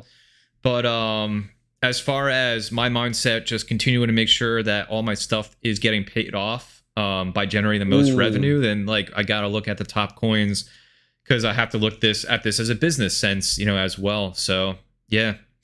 All right. No, you're absolutely right. I think I got some questions here. Okay, go for it. Ernest, what wattage meter do you recommend? A good one. And I think I use the one that I built, which is the same. I use Space Goat's video, to build it myself. And that's been the best thing for me. I really would shy away from any of those smart outlets. I've tried those. I melted one, and everybody I think has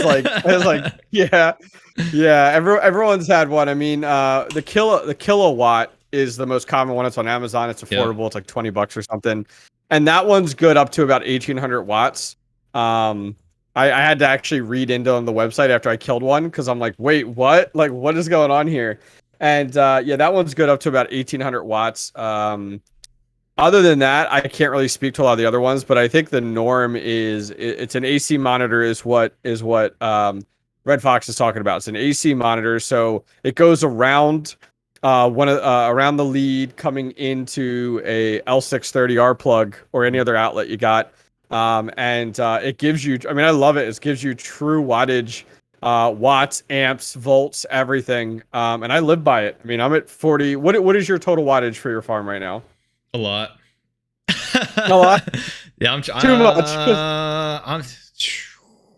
I know my whole house, I think, which is probably almost all mining, is, well, I'll say this. I have a 30 amp circuit, the PDU, and each bank right now is maxed at 12 amps.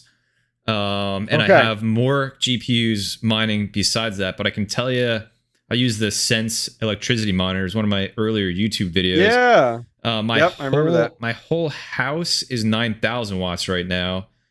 And I'm the vast majority of that is for sure coming from mining. Okay. So mine last week was 5,200 watts, over 35 cards and 4 rigs. I swapped from Ravencoin last week to Ergo because of the cost perspective, which is ridiculous. So now I'm down to 4,600 watts, is what I'm running. So I moved everything into my mining room. So that was all on one circuit, which was a 30 amp 240 volt. So I had about 1,000 watts to grow. Now that 4,600 spread out over 3 different circuits in that room. So yeah, man, I gotta run another one. It's like, that means I gotta get another PDU. I just don't want to, but I have to. The PDUs are so pricey right now. Yeah, they're so pricey right now. I searched far and wide for them, and what was the one that Panda uses? It's like $99, but it's never in stock on their site. Was it the Nerd Gears one? Nerd Gears. Yeah. Oh my god, that's a pipe dream. It's $99, and it's like, that is a complete lie. Like, there's no way that thing's never in stock. So I went with Triplite. It's a P1230 that I have, and it's got 18 total C14 slots on it. Yeah. And that's worked out really well. I've been really happy with that. And that's gone a far way. Oh, side note, we're talking about watts and stuff like that. We were talking about this in my Discord today, and I was chatting with people about it. all miners could say at one point or another that they killed a power strip. Oh yeah. It's just like you kill power strips left and right. Power strips are not meant for the wattage. You're just not thinking, man. You're like, all right, let me just plug all this stuff in, and then you know, pop. Yeah. Before I went to a PDU and with a dedicated circuit, I went through 3 or 4 different power strips. Power strips are not meant for what you're doing with your mining rigs, so stop using them. And I made the mistake as well. They're dangerous. It is a fire hazard putting that much load on that power strip. Look up that power strip online. There's no way it's meant for 1800 watts, 2200 watts. You got to go the direction of a PDU. You got to go with a PDU that is built for that type of wattage. Yeah, even if you're not going to go with like a 240 volt or a 30 amp, you still that's my PSA to chat, because you're getting yourself in trouble. I could do, and I have done PSAs on safe mining with electricity. Yeah, I could talk about it all day. So let's see what I'll do one more question, then you can throw one up. We'll see what we got. All right, cool. All right, some speculation from Crypto Carpet. Do you think NVIDIA's 40 series will be significantly better for mining? Will it be a bigger increase than the 30 series were? What do you think, Hobbyist? 40 series. I'm sorry, I got to. Okay. Think the 40 series is going to be good for mining? What do you think? I kind of hate NVIDIA. I'm going to be honest with you. So I can't. Okay, first off, I'm going to go on a rant a little bit. I can't imagine them coming out with a 4000 series card right now. They can't even keep up with demand with a 3000 series card, and they want to pop out another. Like, it blows my mind. That being said, I think they're gonna come out with the 4000 series card with some new curveballs for us as miners that are really gonna make it a challenge. And I am really hoping AMD looks at this and capitalizes on it entirely. I really hope they do. I really hope AMD comes up and just blows NVIDIA out of the water. When NVIDIA, because NVIDIA is going to come out with a 4000 series card, and it's going to have all these wacky, goofy things with mining and killing a bazillion hash rates and all this. And it's like, man, AMD just needs to step up and just be like, hey, miners, check us out. Here it is. We're not doing anything to limit this, and we got supply. Like, I'm really hoping they do. I really hope they do. I don't know, man. It'll be interesting because there can be an argument that AMD made some changes to their 6000 series to make them not appealing to miners, because the 5000 series were killer. And what was it? The memory bandwidth or bus width or something like that got halved on the 6000 series, which is why those GPUs aren't great mining cards. But yeah, like for the next series, the 4000 series on NVIDIA, they're going to be nerfed from the get-go. But what's going to be interesting is, and also I think nothing will stop NVIDIA from just releasing them, because they've released TI versions and all that stuff, and you still can't buy them. Yep. So what I think will be interesting is NVIDIA, I think they're stupid at some points, but they're probably looking into the future as well. They got to know that ETH is turning off mining. They got to know what else exists out there that can be mined. So like, how do they build that into a new graphics card? Is the next one gonna somehow know to limit the Kapow algorithm, or is there gonna be some crazy thing in the driver from day one where they have control to limit certain algorithms when they want? I don't know. But the other thing I was thinking about, could we get to a point where cryptocurrencies, proof of work cryptocurrencies, decide to fork and change their algorithm to be mineable from light hash rate cards? Like, could Ergo, for example, which seems like it's impacted, say, you know what? We love GPU miners. We're going to switch our algorithms so you can mine us with all your light hash rate cards. Like, that would be some monumental thing if that happened. You got to think, though, that some of these, developers are looking at that kind of stuff. Like, how do they, what can they do to have their coin be a breakout coin? And that would be a huge one. I mean, Ravencoin, think of Ravencoin. If Ravencoin all of a sudden came out with a new algorithm that was more efficient from the heat and electricity perspective, and worked well with LHR cards. Holy cow! Like Yeah. LHR cards are a dime a dozen now. They're everywhere. When in doubt, you should think the card you're buying is an LHR card. Like when in doubt, if you're unsure of that model because they have LHR and regular models, just when in doubt. But that would be huge. Like that would skyrocket Raven coin. Yeah, I gotta imagine there's gonna be some proof of work coin at some point that's gonna do that. Either now or way down the road with whatever Nvidia decides to come up with, in the long term. And I am like, to your point, what might AMD do for their next series of GPUs in terms of mining? I don't know if either of those two companies that are for gamers are going to be like, we love miners. Here you go. But it'll be interesting to see what happens, especially since Nvidia's like mining GPUs are just dead on arrival and make no sense for anybody. That's a marketing ploy. So all they did was Nvidia wanted to look good in the eyes of gamers. So they said, "Hey gamers, we know miners are buying all your cards. So here's a set of series of cards just for miners to buy." Like literally, that was an entire marketing ploy. That's all it was, and it's such a shame because there's such opportunity there, and they just blew it.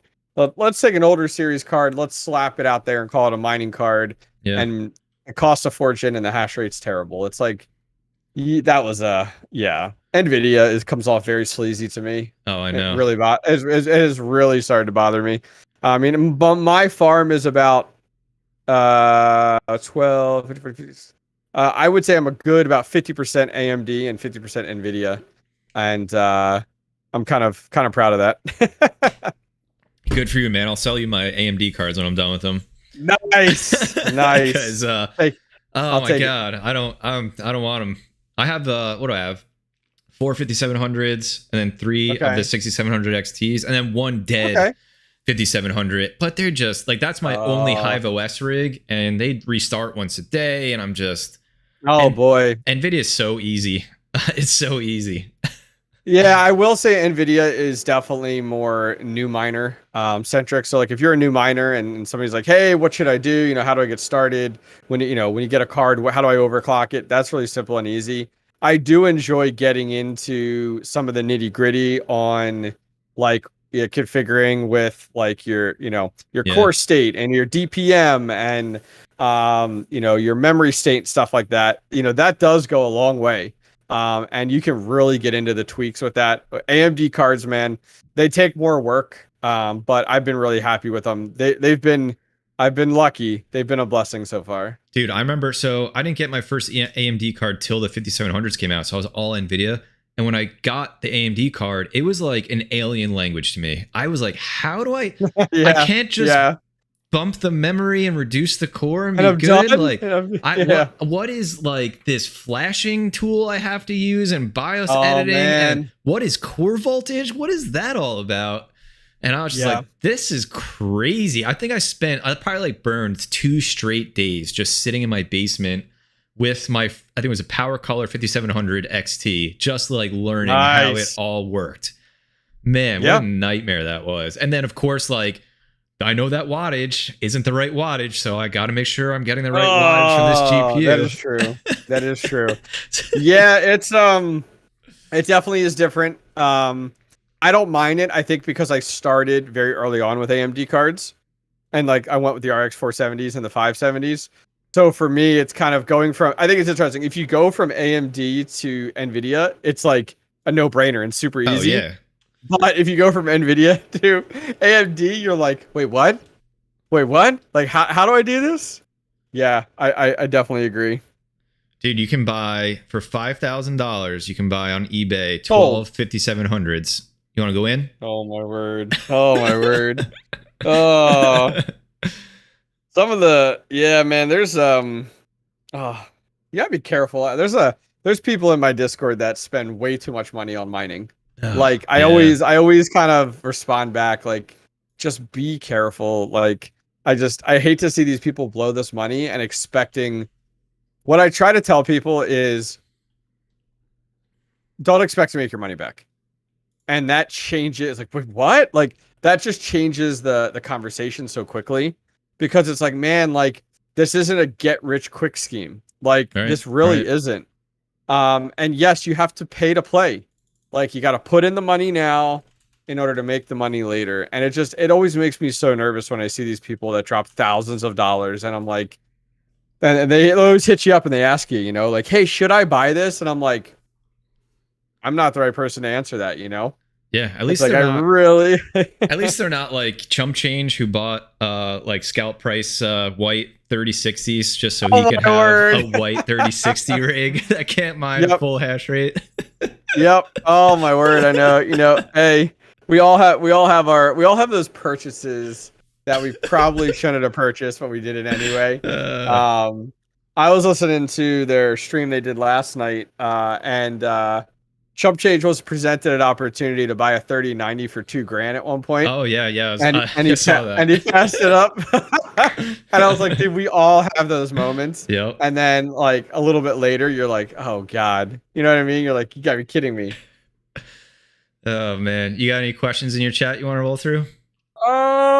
Let's see here. Usually I have to ask for questions because they're just like chatting on their own over here in their own little world. Let's see here. I'm scrolling up real quick. Do you have one readily available, and I'll try to grab one? Let's see here. We'll open it up for questions. Yeah, throw any questions you guys got. Yeah, throw them in there. We'll answer some, and then we'll close things out. I got a video to edit for tomorrow, so we won't go super long here. Here's one. Which I haven't dived into, but I'd like to get your thoughts. Have you considered ASICs at all? Do you think that they're worth it for Bitcoin mining? I think for me, I would consider the ASIC avenue if I had a mining shed. I just couldn't. I'm looking at it from logistical side of like electric and heat, and I just couldn't support it right now. Like if I got a free ASIC right now, I'd be like, well, crap, what do I do with this thing? I just couldn't financially afford the electricity and the heat that would come off of it.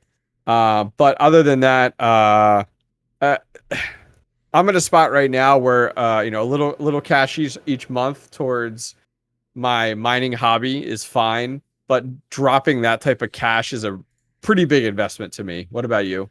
Yeah, I want one just to participate, but I did FPGA mining, which for me feels like it's similar but different from an ASIC, and while that like broke even in ROI and all that stuff, it's essentially a paperweight now. It makes like $1 a day, and it was like a $2,500 machine, a couple years ago. But I would love to be able to mine Bitcoin. Just those machines take so much power, and it's just impossible to get. If somebody sent one me for free, I would stand it up, but I wouldn't be interested in like Litecoin or, a Zcash or any of the other ASIC miners. It would just be for Bitcoin because I believe in that in the long term, but I wouldn't mine at a loss. I pay residential electric rates.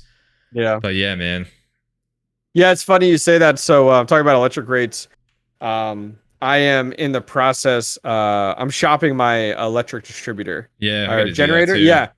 Yeah. And there is a company called Astral Energy, and it's the first time I've seen it. So there's a website for Pennsylvania. I live in Pennsylvania. I don't keep that a secret or anything. And there is a website you could go to, PA Power Switch, and you could put in your info, and then it gives you a list of, what suppliers are out there that you could go with to switch to save money and everything like that. So there is one out there that is unlimited electricity. So it's one set. So it's like a set fee per month. So it's very similar to like your cell phone, bill, like your cell phone bill where you pay X amount versus like now, like we exist in like the way cell phones used to be when we were younger, where it was like, you pay per like every minute and stuff like that. So it's unlimited. So I sent my last electric bill to them to get a quote to find out. Yeah. Because right now I think part of that electric bill is like $150 a month. Just my electric bill is significantly more than that, but it's $150 a month for whatever that the distributor line item that you can rate shop. The rest of it you can't rate shop. And if they came back and was like $50 a month, $60 a month, $100 a month, I'd be like sold. Like if I could go to $100 a month for that line and use unlimited electricity, that's going to save me moving forward. So that's the kind of stuff you got to watch for, and be cognizant of, because for me, I mean, it's like, if there are two things as a miner right now that are constantly on my mind, it is electricity cost and heat disbursement. Yep, that's it. Those are my limitations. Those are my limitations entirely. And so, yeah. Yeah, man, I really want, Max just brought it up in the chat, Max Voltage. I really want solar, but it's just, okay. I just can't get it unless I take down some of my trees. Okay. But I know, like, it's crazy to think, like, when we buy the next house, how I really anticipate that mining will, like, influence the house that I buy. Will it have solar? Can I get solar? Will there be like maybe a detached garage with already like, you know, a service ran to it? Like, that's just crazy to think about. Like, but those are the things I'd be like, 2-bedroom or like 2-bed, 5-bedroom, detached garage with electricity ran to it. How many amps is that panel over there? Pipe dream. Yeah. So so I have solar on my house. I added it. So I moved into my house 2 years ago. And I worked with a company called Sunrun. They're one of the largest solar providers. And I have PPL as my power company. PPL required me to have 12 months worth of electric bills before they would allow them to determine what system I could go with, what size system, because they wanted to see 12 months. Now, this was 2 years ago that I started I knew when I moved into my house, I wanted to go solar. So I already kicked off the conversation. And a year into it, I finally finished up the conversations and provided my electric bills. Now, the downside is this is before I got into mining. So I was just going to say. I have a 13 kilowatt system. And so on my highest months, I was making about 1,800. Yeah. Which was significantly covering my power per month, which is crazy to think now. Like, that would be insane. It would cover everything, and then I would get credit for anything that I didn't use. So now my situation is like, I'm upwards of using like 5,000 a month. So what my electric bill looks like is like, I'm just rounding numbers here, guys. 5,000 minus my 1,800 a month. And then that's what I'm billed for, is that remaining amount that I'm billed for right now, because I have a NEM system. What is that? A net metering, net electric metering system. So what it is the electric comes off my solar panels, flows into my house, and is used. And whatever isn't used, which now that I'm mining is everything, and then whatever isn't used is put back into the grid, and the electric company sees as a credit, is how it works. So yeah, it's really nice. But the last thing I wanted to add there was the reason I went with 13 was because in Pennsylvania, you can't go more than 110% of your monthly usage. So I can't ever get more than 110%. So I kind of want to revisit the solar thing to see, because right now I have 42 panels on my roof. And I want to see how many more, and I have on my roof, on my garage roof, not a detached garage. But I want to see how much more I can go with that in order to try to bring that down, the best I can. I don't know if anybody's seen, or heard of Hut 8, but they're, Bitcoin mining up in Canada.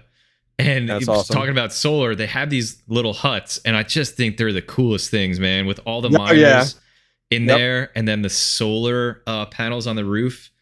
Man, that's like, that solar's not taking care of all of that usage. No, though. But you know what? If you look at other pictures, and I'm not sure if they're on their site, there's also do they have solar arrays? They have the big wildmills on there as well. They do? Okay. Yeah, so and it's just beautiful. I think if I snuck in and just lived in one of those, if they would let me, that'd be so fun. Solar is good. It doesn't make if we're not talking about mining, solar does phenomenal. Like, solar makes complete sense. if you're talking about mining, you need a butt ton of solar panels to cover. I mean, think of it right now. I have 42 panels on my roof, guys. They're the latest and greatest ones that I could get. I forget what wattage each one is, and it's a 13 kilowatt system, and it's only giving me about 1,800 per month on my peak months. That's not on like December or January. So you can imagine like these people that are like, I want to go solar and they want to put like 20 solar panels on their roof.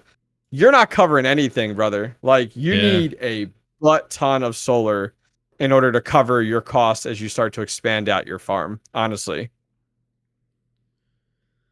So yes. Yes. All right. I got one kind of last question. I know we got to wrap up soon. Yep. And it is, I know you use Hive OS and I use Awesome Miner, but it is, what is your favorite mining software to use? And I'm curious, did you use anything before you settled on Hive OS, or is that what you started with? I came out of the gates on Hive OS. Yeah, man, because that can be intimidating. I was intimidated by Hive OS, even though I've been mining for a while. Yeah, Hive OS makes everything look really easy. Believe it or not, in my situation, I'll be honest, I'm a newer miner, as I've talked about. Windows mining on like MSI Afterburner is intimidating to me. Like I'm actually gonna sit down with Seb Heslow, and him and I are gonna record a video in the near future discussing like him giving me like a 101 course. Now I know how to do it, but I want to know how to do it really well. So he's gonna give me like a full 101 course. We're gonna put a video together on it for the community. Because for Windows mining, it just seems so alien to me. But it's so funny, like Hive OS is phenomenal, but then I see people that come from Windows to go to Hive and they're like, where do I go to do this? Like, I'm just so used to clicking on a batch file and it runs everything for me. Yeah, I really like Hive OS, but for reasons I mentioned earlier with the Hive on pool and all that stuff, I just keep rocking Awesome Miner. I'm gonna throw a link. It's a referral link in my chat. If any of you guys are looking for something, they give like a free tier. If you're doing Windows mining, it just even makes it easier to manage everything. But then they have like paid. I think they do a subscription now. It's kind of expensive from what it used to be. But if you're just doing like just loading the mining software and doing it real basic, it's probably, I would just say get Awesome Miner to run one rig for free, and you can see your profitability and stuff right up in the software. It's a nice visual, and there's a lot that you can do with it. And then ultimately, I still would recommend everybody at some point get over to Hive OS, even though I don't personally use it myself. But maybe you're got a few cards in your Windows PC. I would recommend checking out Awesome Miner. But I've used some other ones in the past, but this is where I've settled. I really think Hive OS is the best Linux-based, and I think if you're going Windows-based, Awesome Miner is probably the best one. Yeah, I mean, there's a lot.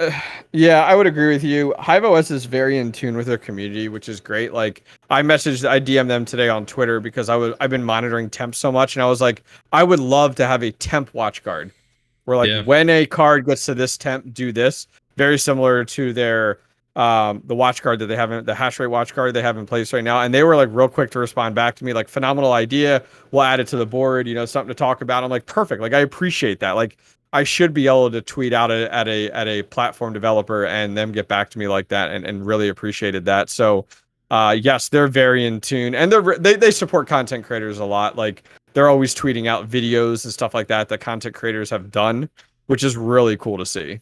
Yeah. Cool, man. You want to start wrapping this one up? Yeah. So I think what would be a fun thing for us to do to wrap this up for our communities is, why don't we tell them what's to come from our channel in the next week or two? So I have mine planned out. Do you know what's going to be coming in your channel the next 2 weeks for your community?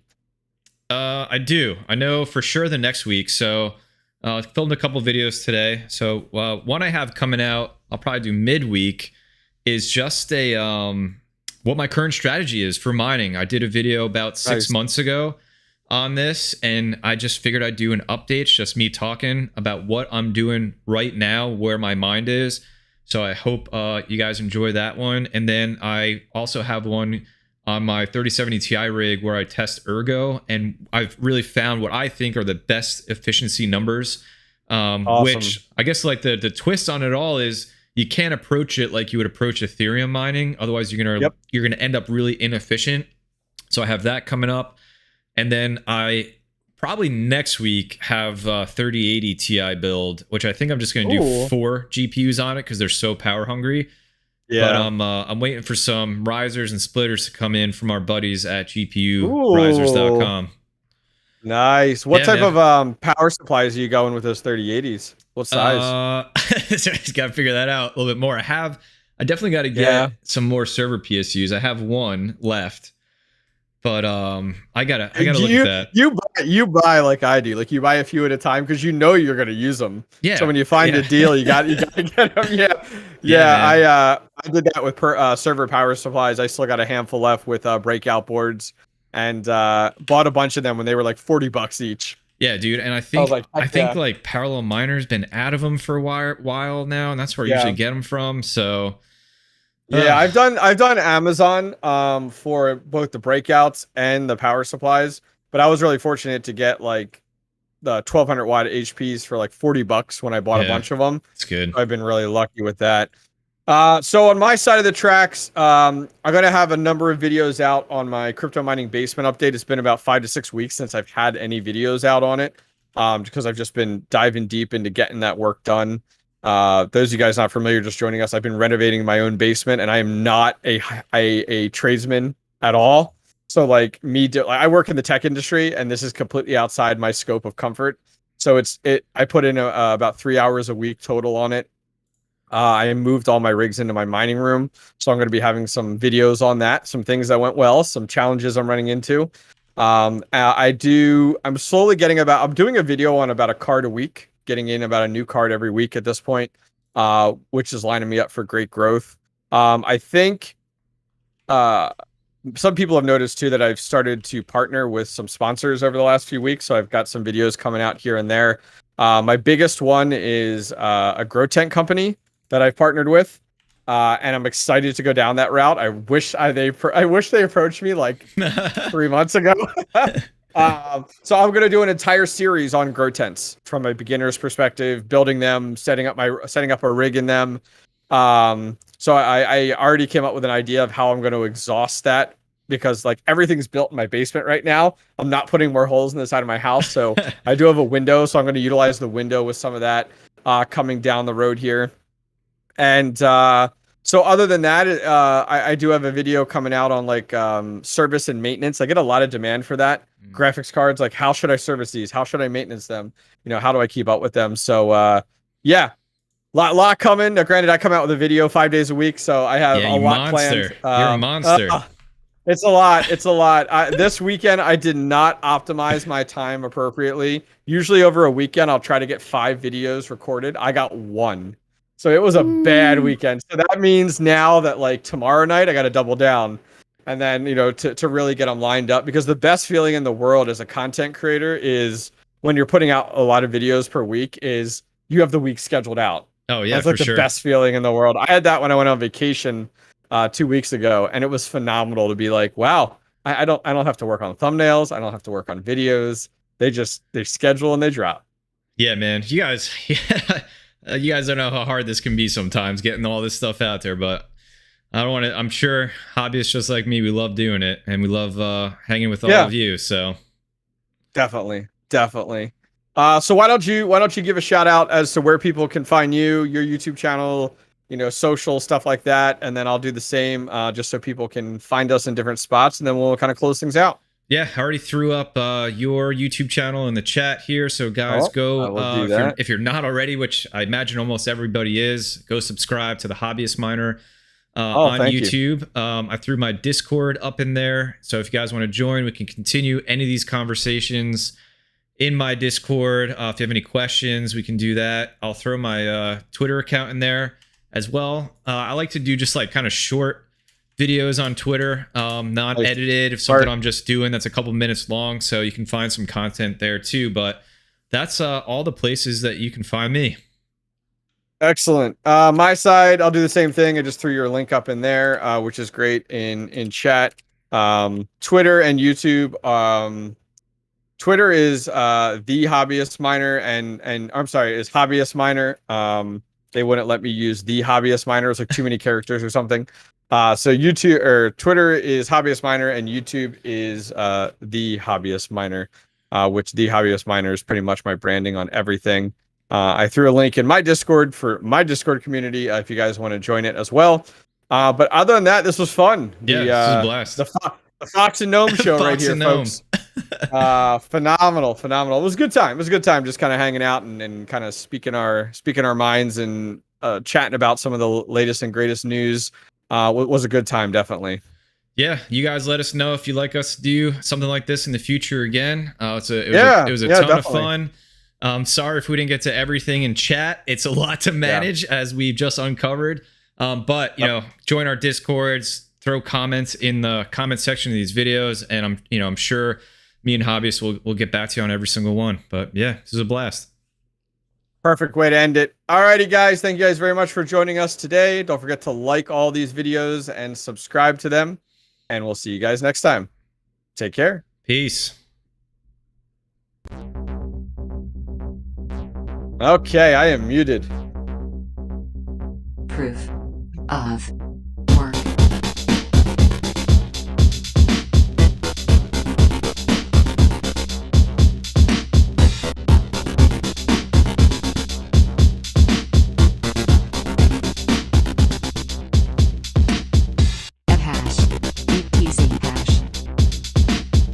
MTP, octopus, compound, autoicus, equihash, SHA-2, 56, megahash, megahash, megahash, megahash, megahash, proof of work, hash, EPZ hash, MTP, octopus, compound, autoicus, equihash, SHA-2, 56.